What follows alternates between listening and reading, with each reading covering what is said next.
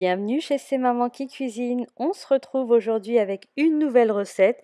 Enfin, c'est plutôt un assemblage de plusieurs ingrédients qui va nous donner ce magnifique Pokéball. Un vrai délice, et idéal en cette saison. Franchement, quand il fait chaud comme ça, on n'a envie que de salade. Et ces belles couleurs donnent très très envie. Je vous mets ici la liste des ingrédients pour 2 Pokéballs et on passe tout de suite à la préparation. Alors pour commencer, on va découper un avocat, donc un demi-avocat par personne. On l'épluche soigneusement et ensuite on va le découper en petites tranches assez fines. Ensuite, on essaie de garder un petit peu une forme assez harmonieuse pour que ça fasse joli dans notre assiette, mais vous pouvez totalement faire des petits dés d'avocat et les mettre directement dans votre assiette. D'ailleurs, ici, mon Pokéball est à base de riz basmati de la veille. Donc, je fais souvent ça d'ailleurs quand il me reste du riz.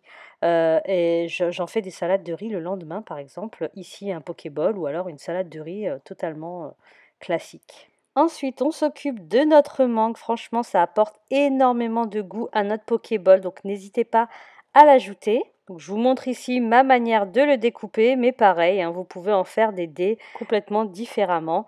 Ici, la mangue, elle va vraiment apporter une touche sucrée et je trouve que c'est vraiment le point fort des Pokéballs.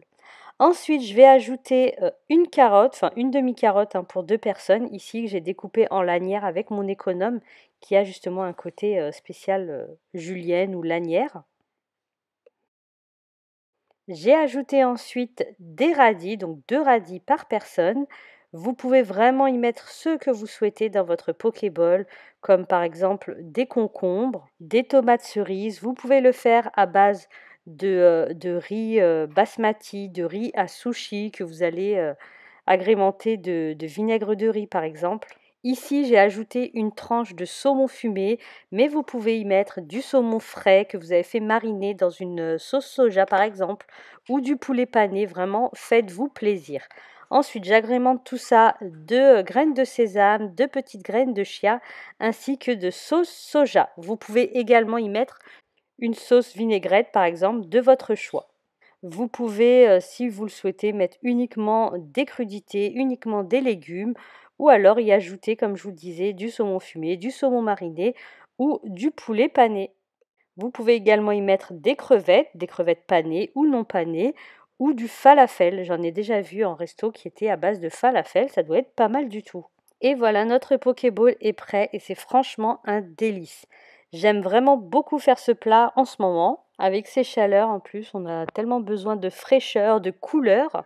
En général, je le fais avec le riz de la veille, comme je vous le disais. Mais voilà, rien ne vous empêche de préparer un peu de riz pour préparer justement votre Pokéball. Voilà, j'espère que cette recette vous a plu. N'hésitez pas à me laisser un petit commentaire, à vous abonner si ce n'est pas encore le cas. Et je vous dis à très bientôt pour de nouvelles recettes.